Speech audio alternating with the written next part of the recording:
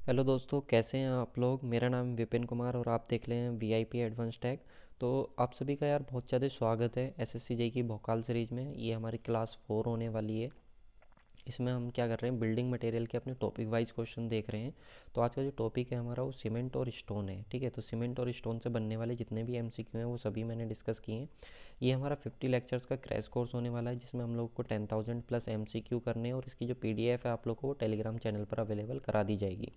अब देखिए, जितने भी क्वेश्चन हैं हमारे वो सभी के सभी टेस्ट सीरीज़ के हैं, तो इसलिए लेटेस्ट क्वेश्चन है। इससे आप लोगों को अपनी नॉलेज चेक करने का मौका भी मिलेगा कि आप कितने क्वेश्चंस अपने सही कर पा रहे हैं। तो चलिए शुरू करेंगे लेक्चर को बिना किसी डिले के। और साथ में मैं आप लोगों को एक चीज़ और बता देता हूँ कि मैंने आज के लेक्चर में आप लोगों के लिए एक चीज़ अरेंजमेंट किया हुआ है, तो वो भी आप लोगों को उससे भी मिल पाऊँगा। ठीक है, तो चलिए शुरू करेंगे लेक्चर को बिना किसी डिले के। ये देखिए, ये हमारा सबसे पहला क्वेश्चन है। इसमें बोला है कि which among the following statement is incorrect for the good quality stone. देखो, सबसे पहले तो ये चीज़ समझ लो, हमसे इनकरेक्ट स्टेटमेंट पूछा है। ठीक है, कभी आप करेक्ट समझ के और एकदम सही आंसर टिक कर दो। तो इनकरेक्ट स्टेटमेंट हमसे पूछा है, तो इनमें से इनकरेक्ट स्टेटमेंट आप लोग को टिक करना है। Percentage of wear in attrition test should less than. देखो, जो एट्रिशन टेस्ट आप लोग का होता है, तो उस एट्रिशन टेस्ट की जो वैल्यू है आप लोग की लेस देन 5 होनी चाहिए। स्पेसिफिक ग्रेविटी जो है आप लोग की 2.7 होनी चाहिए। हार्डनेस कोफिशिएंट आप लोग का 17 होना चाहिए। और जो वाटर एब्जॉर्प्शन है वो आप लोग का कितना होना चाहिए, 5% होना चाहिए। यानी कि 5% से ज़्यादा नहीं होना चाहिए, 5% से कम नहीं होना चाहिए, सॉरी, 5% से ज़्यादा नहीं होना चाहिए। तो इसका सही आंसर बताएंगे आप लोग। सही आंसर कौन सा होगा, इनकरेक्ट स्टेटमेंट। तो देखो, इसका इनकरेक्ट स्टेटमेंट आप लोग का हो जाएगा ऑप्शन नंबर ए, बिल्कुल सही आंसर हो जाएगा। ठीक है, क्योंकि आप लोगों को पता होना चाहिए कि सबसे पहले चलो इनकी बात करते हैं जो सही स्टेटमेंट। देखो, स्पेसिफिक ग्रेविटी की अगर हम बात करें स्टोन की, तो स्पेसिफिक ग्रेविटी जो होती है स्टोन की वो 2.7 से लेकर के 2.9 के बीच लाई करती है। अगर एक गुड क्वालिटी की स्टोन है तो उसकी स्पेसिफिक ग्रेविटी 2.7 से 2.9 के बीच होनी चाहिए। साथ में अगर हम बात करें कोफिशेंट ऑफ हार्डनेस की, तो जो कोफिशेंट ऑफ हार्डनेस है वो कितना होना चाहिए, 17 होना चाहिए। अच्छा, कोफिशेंट ऑफ हार्डनेस निकालते कैसे हैं, याद हो तो 20 माइनस के loss in weight, loss in weight upon 3। ये हमारे पास फॉर्मूला होता है किसको कैलकुलेट करने का, उसको कोफिशेंट ऑफ हार्डनेस को। ठीक है, तो अगर कोफिशेंट ऑफ हार्डनेस कैलकुलेट करनी है तो इस फॉर्मूले का यूज़ करके आप कैलकुलेट कर सकते हैं।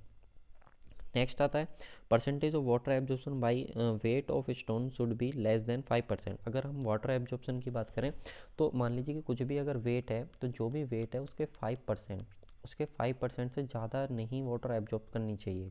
कोई भी अगर स्टोन है तो जितना भी उसका वेट है स्टोन का, उसके 5% से ज़्यादा वाटर एब्जॉर्ब नहीं करनी चाहिए। यानी कि 5% से कम ही वाटर को एब्जॉर्ब करनी चाहिए। तो ये हमारे पास जो लास्ट के 3 पॉइंट हैं वो बिल्कुल सही आंसर हो जाते हैं। अब आप लोग पूछेंगे कि सर एट्रिशन वैल्यू बताइए, एट्रिशन वैल्यू होती कितनी है गुड क्वालिटी स्टोन के लिए।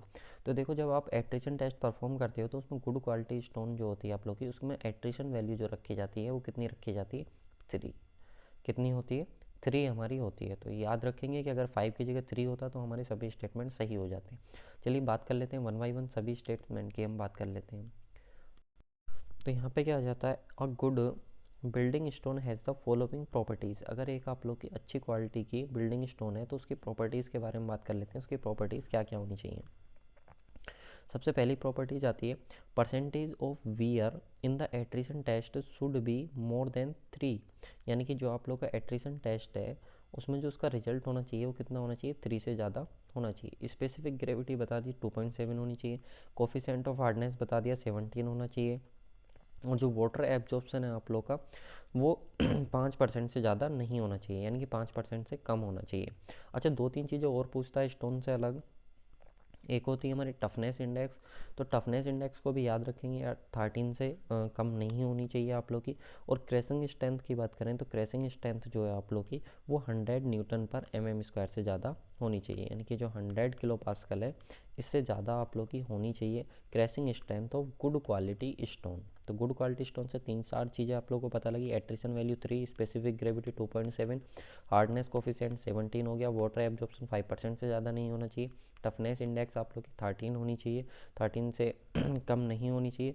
और क्रैशिंग स्ट्रेंथ की बात करें तो आप लोग की 100 किलो पास्कल से ज़्यादा होनी चाहिए, ठीक है। तो ये सारी चीज़ें आप लोग को याद होनी चाहिए स्टोन से रिलेटेड, यानी कि स्टोन का अगर आप टेस्ट परफॉर्म कर रहे हैं तो उससे रिलेटेड ये पॉइंट आप लोग को बाई हार्ट पता होनी चाहिए।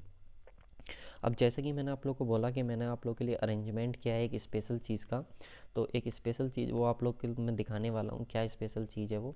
चलिए ये देखो, ये एक ज़बरदस्त लस्सी का इंतज़ाम आप लोगों के लिए किया गया है, ठीक है। तो टेस्ट ज़रूर बताना कमेंट बॉक्स में कैसा लगा। फ़िलहाल तो ऐसे ही काम चला लो यार, अब क्या जब कभी मिलेंगे तो आप लोग को रियल में इसका अरेंजमेंट कराया जाएगा। फ़िलहाल ये है कि टेस्ट ज़रूर बताना कैसा है इसका, ठीक है। क्योंकि यहाँ पे देखो एमंड्स वगैरह जो आप लोग के बादाम वगैरह होते हैं उनका प्रॉपर तरीके से यहाँ पे इस्तेमाल करके लस्सी तैयार करी गई है, तो काफ़ी टेस्टी ये होने वाली है। तो बताना ज़रूर कमेंट बॉक्स में कैसा लगा, और हाँ लेक्चर को भी ज़रूर बताना कैसा लगा, ठीक है। तो चलो नेक्स्ट क्वेश्चन पे हम आ जाते हैं अपना। देखो कितनी स्पेशल लस्सी लग रही है।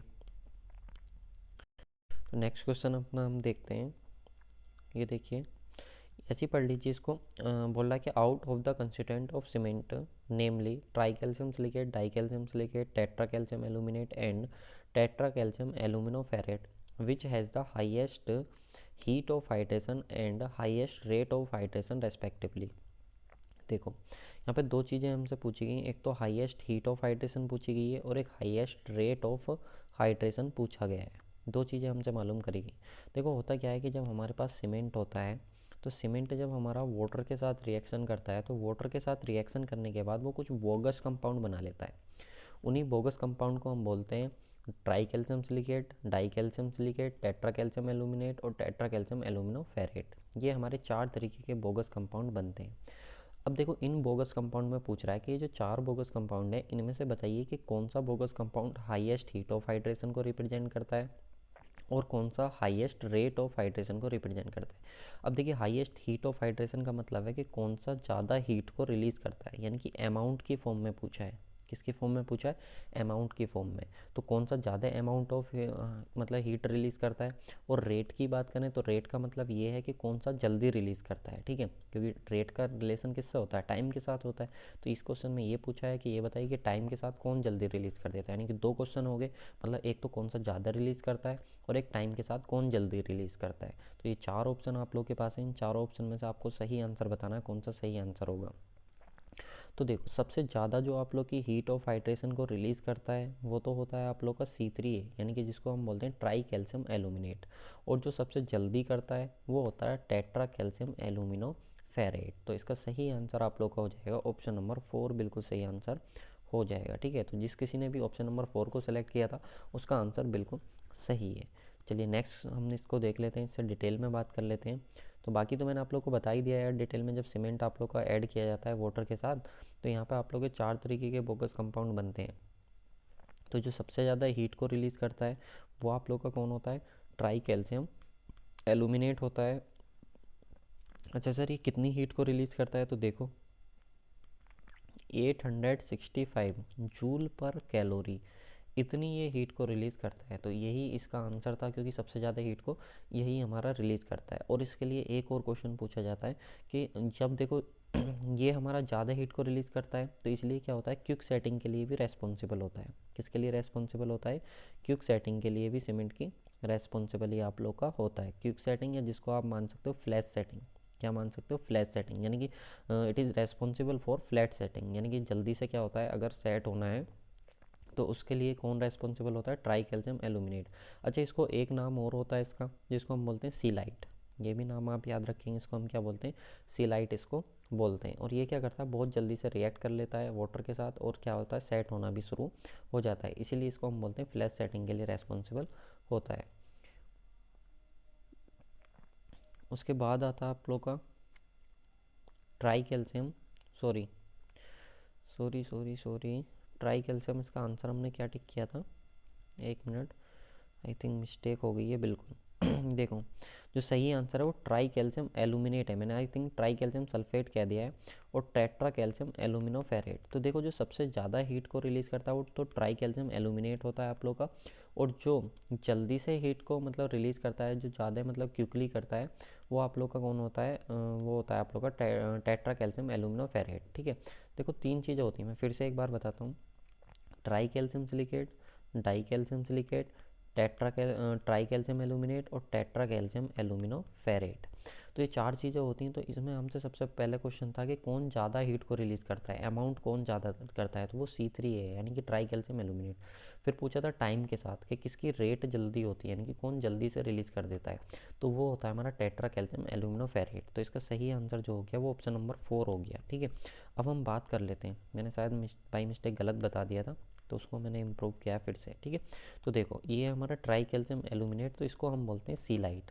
क्या बोलते हैं भाई, इसको सीलाइट बोलते हैं। और यही वो ट्राई कैल्शियम एल्यूमिनेट है आप लोग का, जो फ्लैश सेटिंग के लिए रेस्पॉन्सिबल होता है, जो जल्दी से सेटिंग के लिए रेस्पॉन्सिबल होता है। और इसकी जो हीट होती है जितनी रिलीज़ करता है वो 865 जूल पर कैलोरी आप लोग की होती है। तो ये पॉइंट आप लोगों को पता होना चाहिए। उसके बाद आता है, नेक्स्ट आता है आप लोग का ट्राई कैल्शियम सिलिकेट। तो ट्राई कैल्शियम सिलिकेट की बात करें तो इसको एलाइट बोलते हैं। सबसे पहली चीज़ ये आप लोग को पता होनी चाहिए। अच्छा, ये किसके लिए रेस्पॉन्सिबल होता है, तो अर्ली स्ट्रेंथ के लिए। किसके लिए रेस्पॉन्सिबल होता है, अर्ली स्ट्रेंथ के लिए। नहीं, अगर जल्दी से स्ट्रेंथ चाहिए सीमेंट को तो उसके लिए रेस्पॉन्सिबल होता है हमारा ट्राई कैल्शियम सिलिकेट। देखो ट्राई कैल्शियम एल्यूमिनेट जो रेस्पॉन्सिबल था वो फ्लैश सेटिंग के लिए था, जल्दी से अगर सेट होना है सीमेंट को तो उसके लिए ट्राई कैल्शियम एल्यूमिनेट होता है। और अगर जल्दी से स्ट्रेंथ चाहिए सीमेंट को तो उसके लिए ट्राई कैल्शियम सिलिकेट होता है। अच्छा सर, ये कितनी एनर्जी को रिलीज करता है, हीट, तो वो आप लोग का हीट ऑफ हाइड्रेशन जो होता है इसका वो 500 जूल पर कैलोरी आप लोग का होता है। तो ये पॉइंट आप लोग को पता होने चाहिए। नेक्स्ट आता है आप लोग का डाई कैल्शियम सिलिकेट। तो डाई कैल्शियम सिलिकेट की भी बात करेंगे, जिसको हम C2S बोलते हैं। ये आप लोग का क्या होता है, जो रेस्पॉन्सिबल होता है वो स्लो स्ट्रेंथ के लिए होता है, यानी प्रोग्रेसिव स्ट्रेंथ के लिए रेस्पॉन्सिबल होता है। अगर हम बात करें किसके लिए होता है, तो प्रोग्रेसिव स्ट्रेंथ ऑफ कॉन्क्रीट के लिए रेस्पॉन्सिबल होता है। और साथ में इसको हम बिलाइट भी बोलते हैं, ये भी हमको पता होना चाहिए। और इसकी जो एनर्जी होती है वो 260 जूल पर कैलोरी होती है। तो देखिए ये धीरे धीरे अपनी एनर्जी हीट को रिलीज़ करता है, इसलिए क्या होता है, प्रोग्रेसिव जो लेटर स्ट्रेंथ होती है उसके लिए रेस्पॉन्सिबल होता है हमारा डाई कैल्शियम सल्फेट। सही। नेक्स्ट आ जाता है हमारा टेट्रा कैल्शियम एल्यूमिनोफेरेट, जो कि हमारा क्वेश्चन का एक आंसर भी था। तो ये क्या होता है, जिसको हम क्या बोलते हैं, फिलाइट बोलते हैं। क्या बोलते हैं इसको, फिलाइट बोलते हैं। 400 जूल पर कैलोरी है हमारा, क्या करता है, एनर्जी को रिलीज़ करता है। सही है, तो ये सारी चीज़ें हमें पता होनी चाहिए। और लॉन्ग टर्म गेन स्ट्रेंथ के लिए रेस्पॉन्सिबल होता है। ठीक है, रेस्पॉन्सिबल होता है किसके लिए, लॉन्ग टर्म गेन स्ट्रेंथ के लिए सीमेंट की रेस्पॉन्सिबल ये होता है। और सबसे ज़्यादा पुअरेस्ट सीमेंटिंग प्रॉपर्टी की बात करें तो इसमें देखो जनरली कोई ज़्यादा खास सीमेंटिंग प्रॉपर्टी होती नहीं है, तो इसलिए हम पुअरेस्ट सीमेंटिंग प्रॉपर्टी भी किसकी होती है आप लोग की, वो टेट्रा एल्यूमिनोफेरेट की ही होती है। अच्छा, यहाँ पे अगर हम बात करें तो देखो यहाँ पे मेंशन किया हुआ है कि for the rate of hydration highest rate of hydration किसकी होती है, टेट्रा एल्यूमिनोफेरेट की होती है। और जो हीट ऑफ हाइड्रेशन हाईएस्ट होती है वो किसकी होती है, ट्राई कैल्शियम एल्यूमिनेट की होती है। ठीक है, जो कि हमारा क्वेश्चन का आंसर था। अब ये देखिए कुछ एक डायग्राम आप लोग को शो हो रहा होगा, यहाँ पे सबसे ऊपर नज़र आ रहा होगा आप लोग को टेट्रा कैल्शियम एल्यूमिनोफेरेट, और सबसे नीचे नज़र आ रहा होगा डाई कैल्शियम सिलिकेट। तो जो ये टेट्रा कैल्शियम एल्यूमिनोफेरेट है ये हमारा रेस्पॉन्सिबल है किसके लिए, ये हमारा रेस्पॉन्सिबल है हाइयर रेट ऑफ हाइड्रेशन के लिए, यानी कि जल्दी से अपनी क्या करता है, रेट ऑफ हाइड्रेशन कंप्लीट कर लेता है। और जो सबसे बाद में करता है वो कौन होता है, आप लोग का ड्राई कैल्शियम सिलिकेट होता है। ठीक है, यहाँ पर टाइम के साथ ही शो किया गया है। तो देखिए दो आप लोग को सीरीज़ हैं जो आप लोग को पता होनी चाहिए। एक तो रेट ऑफ हाइड्रेशन के लिए, तो ये आप लोग की सीरीज़ है जो कि मोस्ट इंपॉर्टेंट है। और एक हीट ऑफ हाइड्रेशन के लिए, तो ये आप लोग की एक सीरीज़ है। यानी कि ये रिप्रेजेंट कर रही है कि रेट ऑफ हाइड्रेशन सबसे ज़्यादा किसका होगा, टेट्रा कैल्शियम एल्यूमिनोफेरेट का, और सबसे कम किसका होगा, डाई कैल्शियम सिलिकेट का। हीट ऑफ हाइड्रेशन सबसे ज़्यादा किसकी होगी, ट्राई कैल्शियम एल्यूमिनेट की, और सबसे कम किसकी होगी, डाई कैल्शियम सल्फेट की। तो डाई कैल्शियम सल्फेट की तो दोनों चीज़ें कम होती हैं, लेकिन अगर बात करें रेट की ज़्यादा तो टेट्रा कैल्शियम एल्यूमिनोफेरेट हो गया, और हीट ऑफ हाइड्रेशन की बात करें तो ट्राई कैल्शियम एल्यूमिनेट हो गया। ये वो बोगस कंपाउंड है जो हमारा सीमेंट होता है, अगर वो सीमेंट हमारा किसके साथ रिएक्ट कर लेता है, वाटर के साथ, तब ये हमारे क्या होते हैं, फॉर्म होते हैं। नेक्स्ट आ जाता है हमारा, नेक्स्ट क्वेश्चन की बात करेंगे। ये देखिए, the physical requirement of soundness measured by Le Chatelier and autoclave test for OPC ordinary Portland वो होता है आप लोग का OPC ऑर्डनरी पोर्टलैंड सीमेंट। तो 43 ग्रेड है आप लोग की, और जो IS कोड है ये आप लोग को गिवन है। तो आप लोग को बताना है कि इनमें से कौन सा रिजल्ट आप लोग का होगा। साउंडनेस से रिलेटेड बताना है। सबसे पहले देखिए कि आप लोगों ने कौन सा टेस्ट परफॉर्म किया, साउंडनेस। तो जो साउंडनेस टेस्ट परफॉर्म आप लोगों ने किया है उसके लिए आप लोग को बताना है कि अगर आपने ली चैटलियर से किया है और ऑटोक्लेव से किया है तो कौन से रिजल्ट आप लोग को मिलने वाले हैं। तो सही आंसर आप लोग बताएंगे, physical requirement of soundness measured by the Le Chatelier and autoclave test for OPC 43 grade. तो किसके लिए बताना है ये भी ध्यान रखना, जो आप लोग का ऑर्डिनरी पोर्टलैंड सीमेंट है OPC, ठीक है, 43 ग्रेड के लिए आप लोग को बताना है इनमें से कौन से रिजल्ट आप लोग के होते हैं। सही आंसर बताएंगे। तो देखो इसका सही आंसर आप लोग का हो जाएगा, अगर हम बात करें साउंडनेस की, तो ली चैटलियर जो आपका मेजर करता है वो मेजर करता है mm में। सबसे पहले तो आप ये समझ लो। और ऑटोक्लेव जो अपना रिजल्ट देता है वो किस में देता है, परसेंटेज में देता है। तो इसका सही आंसर जो होना चाहिए वो ऑप्शन नंबर बी होना चाहिए। बिल्कुल इसका सही आंसर ऑप्शन नंबर बी हो जाएगा आप लोग का, 10 mm एंड 0.8%। यानी कि अगर आप बात करें OPC के लिए 43 ग्रेड के लिए, तो जो ऑटोक्लेव है आप लोग का वो तो रिजल्ट देगा 0.8%, और जो ली चैटलियर है वो आपका रिजल्ट देगा 10 mm। सही है, इससे रिलेटेड और हम बात कर लेते हैं। सबसे पहले ये भी आप जान लीजिए कि जो हमारा ग्रेड होती है ऑर्डिनरी पोर्टलैंड सीमेंट की, वो हमारी ग्रेड होती हैं 4 ग्रेड होती हैं यहाँ पे, 33, 43 और 53। 3 ग्रेड हमारे पास होती हैं, 33, 43 और 53। ये ग्रेड्स हमारे पास होती हैं, और यहाँ पे इनके कोड्स भी आप लोगों को पता होना चाहिए, क्योंकि ये बोल्ड में इसीलिए लिखे हुए हैं कि इनके जो कोड्स हैं वो बहुत ज़्यादा इंपॉर्टेंट है, कई बार एग्जाम्स में पूछे जाते हैं कि 33 जो कोड है, सॉरी 33 जो ग्रेड है उसमें कौन सा कोड में आती है आप लोग की, तो 269 में आती है। 43 जो है वो आप लोग की 8112 में आती है। 53 जो आती है वो 12669 में आती है। तो इस तरीके से हमको पता होना चाहिए कि कौन सा जो ग्रेड है वो किस कोड में आता है। फिर उसके बाद हम बात करेंगे हमारा जो टेस्ट होता है साउंडनेस। देखिए जो साउंडनेस होती है हमारी, वो अनडिज़ायरेबल प्रॉपर्टी हमारी होती है। इसमें क्या होता है कि जो भी हमारा सीमेंट होता है वो सेट होने के बाद एक्सपेंड करता है। सेट होने के बाद क्या करता है, एक्सपेंड करता है। तो उसको हम मेजर करते हैं कि कोई भी सीमेंट कितना एक्सपेंड करेगा। तो सबसे पहले जो साउंडनेस टेस्ट आप लोग का परफॉर्म करा जाता है सीमेंट का, वो 2 एपरेटस हमारे यूज करे जाते हैं। एक ली चैटलियर एपरेटस होता है और एक हमारा कौन सा होता है, ऑटोक्लेव होता है। तो 2 एपरेटस हमारे यूज करे जाते हैं। फाइननेस की बात करें, फाइननेस जो आप लोग का टेस्ट परफॉर्म करा जाता है, जो हमारा फाइननेस बताता है कि सीमेंट कितना फ़ाइन है, कितने उसके जो पार्टिकल हैं वो फ़ाइन है, तो उसके बारे में जो टेस्ट परफॉर्म करा जाता है वो होता है हमारा ब्लेन एयर परमेबिलिटी टेस्ट। ठीक है, कौन सा होता है, ब्लेन एयर परमेबिलिटी टेस्ट हमारा होता है। उसके बाद बात करें हम सेटिंग टाइम के लिए, तो सेटिंग टाइम के लिए टेस्ट जो हमारा परफॉर्म करा जाता है वो कौन सा होता है, विकेट एपरेटस होता है। कौन सा होता है, विकेट एपरेटस हमारा होता है। इनिशियल सेटिंग टाइम जो होता है वो 30 मिनट होता है, फाइनल सेटिंग टाइम जो होता है वो 10 आवर होता है। ठीक है, तो ये हमको पता होना चाहिए कि विकेट एपरेटस से हमारा ये परफॉर्म करा जाता है। कंप्रेसिव स्टैंड टेस्ट हमारा जो है, कंप्रेसिव स्टैंड टेस्ट की वैल्यू यहाँ पे यार मिस हो गई है। चलो कोई बात नहीं, कंप्रेसिव स्ट्रेंथ टेस्ट की वैल्यू मैं आप लोगों को कमेंट बॉक्स में पिन करा दूंगा कि क्या क्या हमारी कंप्रेसिव स्ट्रेंथ की वैल्यू है, किन से कम नहीं होनी चाहिए। सही, चलिए नेक्स्ट क्वेश्चन पे हम आ जाते हैं। नेक्स्ट क्वेश्चन है हमारा, इस क्वेश्चन का आंसर सब लोग करेंगे। The low heat cement consist of a lower percentage of which of the following. आपको बताना है कि low heat cement consist of, जो लो हीट सीमेंट होता है हमारा, लो हीट सीमेंट जो होता है, ठीक है, उसमें से बताना है कि इनमें से जो है वो कौन सी वैल्यू को कम से कम कंसिस्ट करता है। तो देखो लो हीट सीमेंट है, तो लो हीट सीमेंट है मतलब उसमें हमारा जो है हीट ऑफ हाइड्रेशन कैसा होगा, बहुत ज़्यादा स्लो होगा। तो हीट ऑफ हाइड्रेशन अगर स्लो होगा तो उसमें हमारा क्या होना चाहिए, जो ट्राई कैल्शियम एल्यूमिनेट है ये हमारा क्या होना चाहिए, कम होना चाहिए। तो इसके हम सही आंसर की बात कर लेते हैं, तो बिल्कुल सही आंसर क्या हो जाएगा हमारा, ऑप्शन नंबर ए बिल्कुल सही आंसर हो जाएगा, क्योंकि यही तो रेस्पॉन्सिबल होता है फ्लैश सेटिंग के लिए। फ्लैश सेटिंग के लिए रेस्पॉन्सिबल होता है, क्योंकि इससे क्या होता है कि हमारा ये जल्दी से हमारी हीट ऑफ हाइड्रेशन को कंप्लीट कर लेता है, तो इसकी वजह से जल्दी हमारा सीमेंट सेट हो जाता है। लेकिन अगर आप इसी को कम कर दोगे तो आप लोग का जल्दी से सेट नहीं होगा, तो हीट ऑफ हाइड्रेशन कैसा हो जाएगा, लो हो जाएगा। इसलिए हम इसको क्या बोल देंगे, लो हीट सीमेंट बोल देंगे। तो ट्राई कैल्शियम एल्यूमिनेट आप लोग का कम होना चाहिए। इसके बारे में सारे पॉइंट्स मैं आप लोग को बता चुका हूँ, बस हीट ऑफ हाइड्रेशन एक बार और देख लीजिए इनकी कि कितनी हीट ऑफ हाइड्रेशन आप लोग की होनी चाहिए। ये टेबल बनी हुई है जो आप लोग को रिप्रेजेंट करेगी किसका हीट ऑफ हाइड्रेशन कितना होता है। यहाँ पे मैक्सिमम वाला तो आप लोग को पता ही होना चाहिए कि आप लोगों का ट्राई कैल्शियम एल्यूमिनेट जो होता है उसका हीट ऑफ हाइड्रेशन क्या होता है, मैक्सिमम होता है, जो कि कितना होता है 865 जूल पर ग्राम आप लोग का होता है। नेक्स्ट आ जाते हैं हम, नेक्स्ट क्वेश्चन की बात करेंगे। ये देखिए नेक्स्ट क्वेश्चन है हमारा। इस क्वेश्चन में हमसे पूछा गया which statement are true for quartz a silicate based mineral. देखो एक क्वार्ट्ज होता है, क्वार्ट्ज होता क्या है, ये एक सिलिका बेस्ड मिनरल है। सबसे पहले तो आप ये समझ लो। दूसरी बात, इसमें हमें बताना है कि कुछ स्टेटमेंट हमारे पास है, यहाँ पे 4 स्टेटमेंट है, इनमें से बताना है कि कौन सा स्टेटमेंट ट्रू है।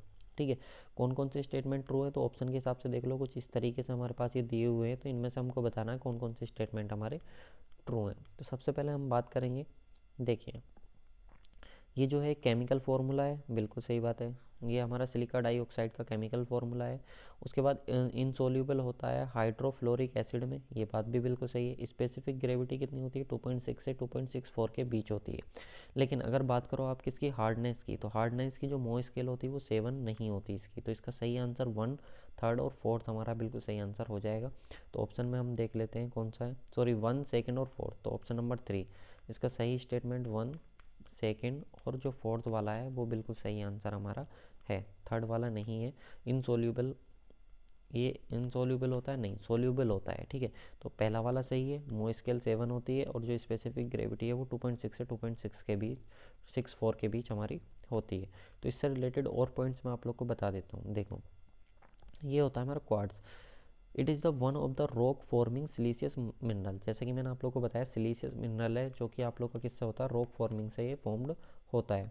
नेक्स्ट बात करें इसके केमिकल कंपोजिशन की, तो जैसा कि आप लोग को बता दिया कि सिलिकॉन डाइऑक्साइड इसमें आप लोग का होता है। हार्डनेस की बात करें इसकी, तो हार्डनेस आप लोग की 7 होती है, जो कि ऑप्शन में गिवन भी थी।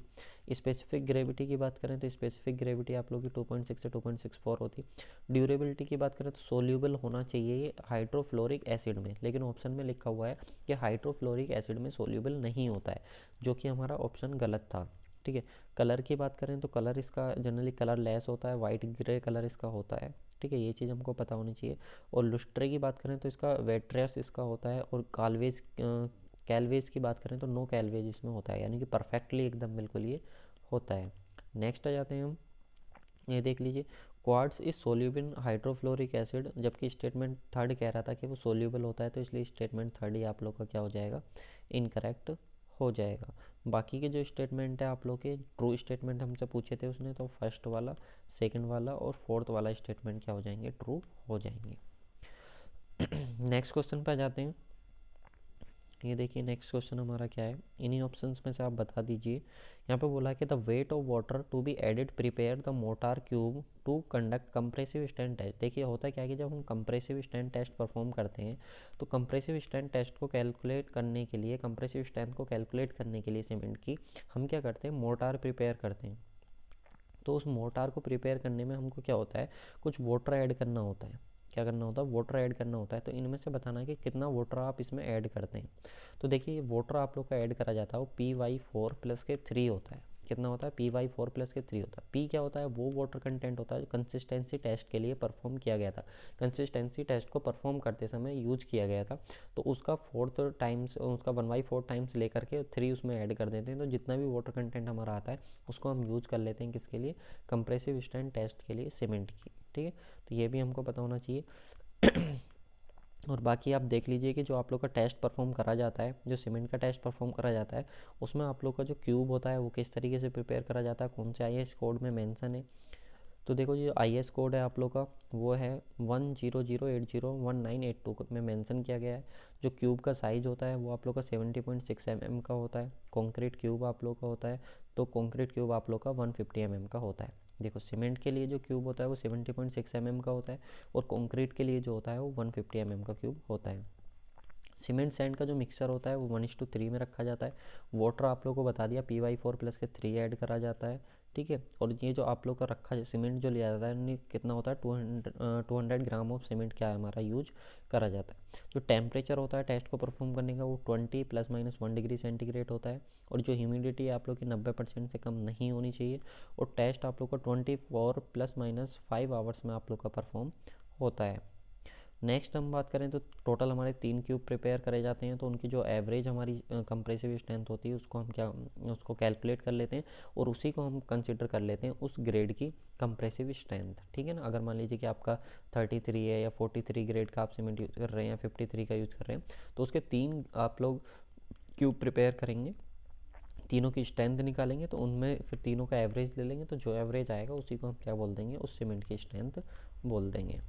नेक्स्ट क्वेश्चन हमारा आता है विच of the following compound is responsible for quick setting. तो क्विक सेटिंग के लिए इनमें से बताना है कि कौन सा रेस्पॉन्सिबल आप लोग का होता है, किसमें, सीमेंट में। तो क्विक सेटिंग के लिए रेस्पॉन्सिबल होता है आप लोग का एल्यूमिन डाई एल्यूमिनो ट्राई ऑक्साइड, यही बिल्कुल ऑप्शन नंबर 4 आप लोग का बिल्कुल सही आंसर हो जाएगा। तो इसकी हम बात कर लेते हैं कंपोजिशन ऑफ सीमेंट की, कि क्या क्या इंग्रेडिएंट हमारे होते हैं। सबसे पहले आता है लाइम, जो कि मैक्सिमम होता है आप लोग का 62 से लेकर के 65% तक प्रेजेंट होता है, ठीक है। अगर ये बात करें विद इन लिमिट है, अगर अपनी लिमिट में है तो ये आप लोग का कंट्रोल करेगा स्ट्रेंथ को, लेकिन हाउ साउंडनेस को भी। लेकिन अगर ज़्यादा हो गया तो सीमेंट कैसा हो जाएगा, अनसाउंड हो जाएगा। कैसा हो जाएगा, अनसाउंड हो जाएगा। And it expand to disintegrate, और ये क्या हो जाएगा, एक्सपेंड करने लग जाएगा। देखो अनसाउंडनेस जो होती है हमारी अनडिज़ायरेबल प्रॉपर्टी होती है, इसमें अगर ये ज़्यादा हो जाता है तो ये अनसाउंड हो जाता है, यानी कि एक्सपेंड करना शुरू कर देता है, जिसकी वजह से डिसइंटीग्रेट हो जाता है। सिलिका की बात करें तो सिलिका का काम होता है स्ट्रेंथ को प्रोवाइड कराना, ठीक है। अगर ये ज़्यादा हो जाता है तो इसमें सेटिंग टाइम क्या हो जाता है, हमारा स्लो हो जाता है। एलुमिना की बात करेंगे, जो कि हमारे क्वेश्चन का आंसर है एलुमिना।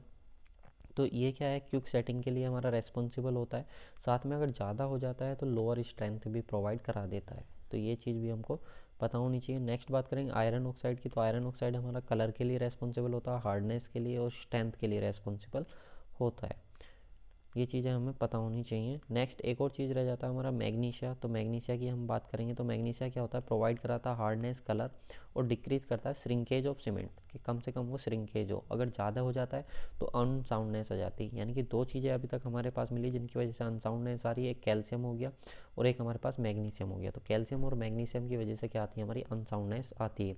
और इन्हीं को मेजर करने के लिए हम किसका यूज करते हैं, ली चैटलियर और ऑटोक्लेव का यूज करते हैं। एल्कलीज की बात करें तो ये आप लोग का 0.2 से 1% के बीच होता है। शुड बी इन लिमिट, ये लिमिट में ही होना चाहिए। अगर ज़्यादा हो जाता है तो इसकी वजह से ई फ्लोरेंसेज और स्टेनिंग आप लोग की हो जाती है। यानी कि सीमेंट जहाँ पर आप लोगों को यूज होता हुआ देखा होगा तो वहाँ पे ई फ्लोरेंसेज हो जाती है, यानी कि सफ़ेद सफ़ेद इस तरीके के धब्बे से बन जाते हैं, ठीक है। अगर आपने प्लास्टरिंग वॉल पे देखा हो तो वह एल्कलीज के ज़्यादा होने की वजह से होता है। और एल्कलीज होते क्या हैं ये, तो एल्कलीज कुछ और नहीं होते बल्कि आप लोग के बेस ही होते हैं। लेकिन ये वो बेस होते हैं केवल जो आप लोग के क्या होते हैं, वाटर में सोल्यूबल होते हैं, ठीक है। वाटर में सोल्यूबल होते हैं वो बेस आप लोग के होते हैं, एल्कलीज होते हैं। तो which of the following test are done for accessing durability of stone. अगर आपको ड्यूरेबिलिटी ऑफ स्टोन पता करना है तो उसके लिए आप किस टेस्ट का परफॉर्म करेंगे, इसमें टेस्ट का ब्रेडेड्स टेस्ट का, या फिर एसिड टेस्ट का, या फिर ऑल ऑफ द एबव। तो इसका सही आंसर ऑप्शन नंबर 4 हो जाएगा, ऑल ऑफ द एबव। यानी कि आप स्मिथ टेस्ट का भी, ब्रेडेज टेस्ट का भी और एसिड टेस्ट का भी, इन सब का आप टेस्ट परफॉर्म करेंगे अगर आपको ड्यूरेबिलिटी पता करनी है स्टोन की, तो ठीक है। चलो स्टोन से रिलेटेड भी हम लोग टेस्ट देख लेते हैं कौन कौन से होते हैं। तो एक तो हमारा स्मिथ टेस्ट ही हो गया, सही। उसके बाद अगर हम बात करें तो ब्रेडेड टेस्ट हो गया, जो हमारा किस लिए परफॉर्म करा जाता है, फॉर फ्रस्ट रेजिस्टेंस। जो फ्रस्ट है उसके अगर अगेंस्ट रेजिस्टेंस है तो वो देखना होता है, तो उसके लिए परफॉर्म करते हैं। एसिड टेस्ट की बात करें तो एसिड टेस्ट से क्या होता है, वेदर रेजिस्टेंस, कि अगर वेदर से कितने अच्छे से रजिस्ट कर पा रहा है हमारा, उसके लिए परफॉर्म करा जाता है। और एक और होता है हमारा क्रिस्टलाइन टेस्ट। तो क्रिस्टलाइन टेस्ट में क्या होता है, एक पीस हमारा लिया जाता है 50 mm डायमीटर का और 50 mm हाइट का, और 24 उसको हम क्या करते हैं, ड्राई करते हैं 24 आवर तक। उसके बाद स्पेसिमेन को क्या कर देते हैं, हम सस्पेंडेड कर देते हैं 14% सोडियम सल्फेट सॉल्यूशन में, ठीक है ना। उसमें हम उसको डुबो देते हैं और उसको 16 से 18 आवर्स तक हम ऐसा करके रखते हैं रूम टेम्परेचर पे। उसके बाद हम क्या करते हैं, स्पेसिमेन को उससे बाहर निकाल लेते हैं, फिर एयर के कांटेक्ट में रख देते हैं 4 आवर के लिए। देन 24 आवर के लिए उसको कूल करते हैं, टेम्परेचर उसको पहले ड्राई करते हैं, फिर हम उसको कूल करते हैं 24 आवर के लिए।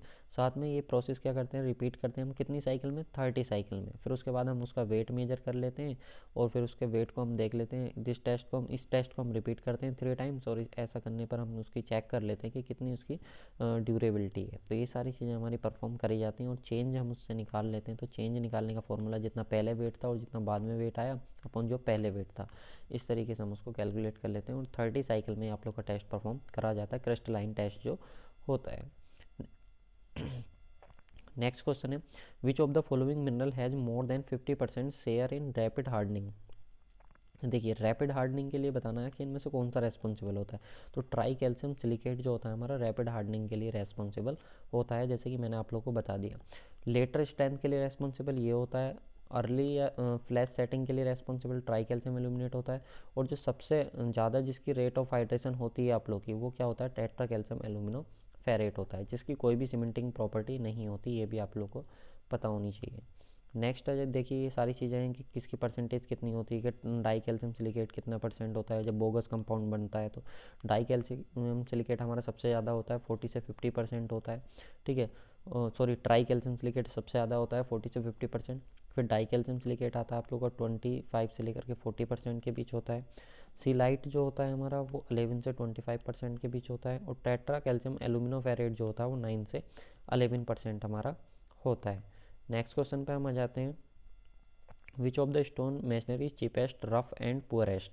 हमको बताना है कि इनमें से कौन सी स्टोन मैशनरी जो होती है हमारी वो सस्ती होती है और रफेस्ट होती है और पुअरेस्ट होती है। तो हमारे पास देखो कई तरीके की मैशनरी होती हैं, स्टोन मैशनरी, जैसे कि एस्फलर हो गया, अनकोर्स्ड हो गया, कोर्स्ड हो गया, ड्राई रबल मैशनरी हो गया। तो इसका सही आंसर जो हो जाएगा हमारा वो हो जाएगा हमारा ऑप्शन नंबर बी, बिल्कुल सही आंसर हो जाएगा। देखो मेशनरी जो होती है स्टोन की वो दो तरीके की होती है, एक होती है एस्लर मेशनरी और एक होती है रबल मेशनरी। और जो रबल मेशनरी होती है फर्दर दो तरीके की होती है, एक होती है हमारे पास कोर्स रबल मेशनरी और एक होती है अनकोर्स रबल मेशनरी। तो इनके बारे में हम बात करते हैं, एक एक के बारे में आप लोग को बता देता हूँ। देखो टाइप्स ऑफ स्टोन मेशनरी के बारे में बात करें तो दो तरीके की होगी, एक रबल और एक एस्लर। तो यहाँ पे रबर के बारे में बात करेंगे, सॉरी रबल के बारे में बात करेंगे, रबल मेशनरी के बारे में। तो रबल मेशनरी में क्या होता है, ये आप लोग की अनड्रेस्ड और रफ ड्रेस्ड, जो आप लोग की रफली ड्रेस्ड और अनड्रेस्ड जो स्टोन होती है उसको हम इसमें यूज करते हैं। ये दो तरीके की होती हैं आप लोग की, एक अनकोर्स्ड होती है। तो अनकोर्स्ड क्या होती है, सबसे सस्ती होती है और रफेस्ट होती है। देखो होगी तो ये भी रबल ही, रबल में हम क्या यूज़ करने वाले हैं, जिसमें हमने ड्रेस नहीं किया, उसको प्रॉपर शेप साइज नहीं दिए स्टोन को, उसको हम यूज़ करते हैं। तो अब दोनों में ही वही यूज़ करने वाले हैं, लेकिन उसमें भी जो सबसे सस्ती होती है और जो रफेस्ट होती है वो कौन सी होती है, अनकोर्स होती है। और कोर्स वाली में हम क्या करते हैं, इसमें हम हॉरिजॉन्टल क्या बोलते हैं, in this type of stone masonry the uniform height stone are used in horizontal layer not less than 13 centimetre. इसमें जो हमारी स्टोन चाहिए 13 सेंटीमीटर की हाइट से कम नहीं होनी चाहिए। ये सारी चीज़ें हमें इसमें ध्यान रखनी होती हैं। एस्लर मेशनरी क्या होता है, एस्लर मेशनरी ये बिल्कुल एकदम अच्छा होता है, इसमें ड्रेस्ड स्टोन को हम तैयार करते हैं, ठीक है। 3 mm की थिकनेस हमारी इसमें जॉइंट की रखी जाती है। तो इस तरीके से हमारी ये प्रिपेयर करी जाती है। एक बार क्वेश्चन पूछा गया था कि जॉइंट की थिकनेस कितनी रखी जाती है, तो याद रखेंगे 3 mm जॉइंट की थिकनेस इसमें रखी जाती है। तो देखो आज के जो क्वेश्चन थे वो सीमेंट और हमारे किससे रिलेटेड थे, स्टोन से। तो जो भी इंपॉर्टेंट क्वेश्चन बन सकते थे टेस्ट उनसे रिलेटेड जितने भी फैक्ट्स थे वो मैंने आप लोग को कराए, जैसे कि मेशनरी हो गया, रबल एस्लर मेशनरी हो गया, या फिर बोगस कंपाउंड हो गया, स्टोन के टेस्ट हो गया, यानी कि जहाँ से क्वेश्चन मैक्सिमम रिपीट होते हैं, पूछे जाते हैं, वो सभी पॉइंट्स मैंने आप लोगों के लिए कवर किए। आप लोग को वीडियो कैसी लगी कमेंट करके ज़रूर बताना। और हाँ, लस्सी के बारे में ज़रूर बताना, भूल मत जाना, ठीक है। हमारे यहाँ लस्सी बोलते हैं उसको, आप अपने यहाँ बताना क्या बोलते हैं उसको, ठीक है। तो मिलते हैं नेक्स्ट वीडियो में गाइस, तब तक के लिए thanks for watching this video lecture. और अगर आप नॉन टेक की प्रिपरेशन करना चाहते हैं तो लिंक आप लोग को डिस्क्रिप्शन बॉक्स में मिल जाएगा स्पेस एक्स स्टडी का, आप उसको भी सब्सक्राइब कर लीजिए, क्योंकि वहाँ पे भी आप लोग को प्रीवियस ईयर के क्वेश्चन कराए जा रहे हैं। जल्दी वहाँ पर रीजनिंग के भी प्रीवियस ईयर के क्वेश्चन आ जाएंगे। तो मिलते हैं नेक्स्ट वीडियो में, तब तक के लिए guys thanks for watching this video lecture.